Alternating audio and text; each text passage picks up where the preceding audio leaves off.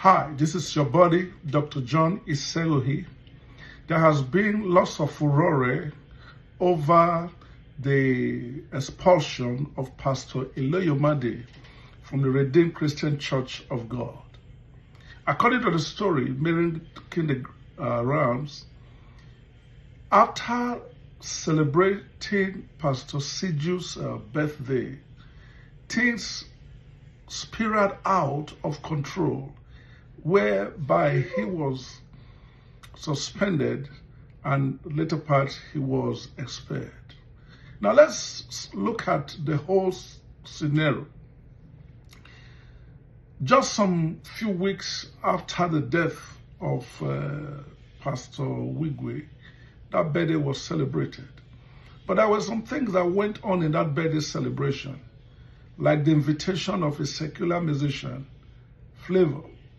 And you know, he came and he sang and everyone was dancing.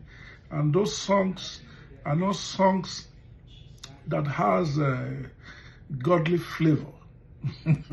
They are songs that celebrate seduction and all of that and the things of the world. And when you understand the fathers of the faith, I'm not just saying Pastor Adeboye alone, the church Redeemed, has been in existence for some time, and you have men there whose eyes cannot behold evil. And when they see such a thing, they are going to respond. But that's just by the wayside. Now, another thing that is making the rounds is that he served so much in the city of David, and because of that, he was not well treated. Now listen to me.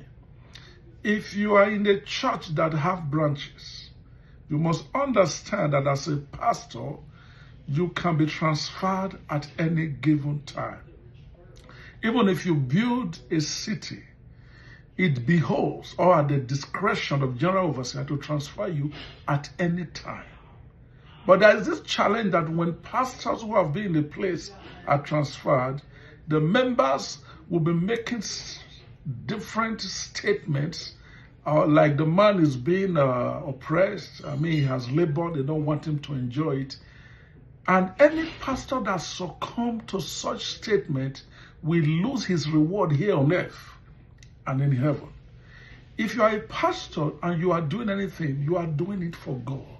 And you must see yourself that even if you have to do anything, it is God that is working in you both to will and to do of his good pleasure. Never succumb to the tirades of members saying that you have to remain. No, that is wrong.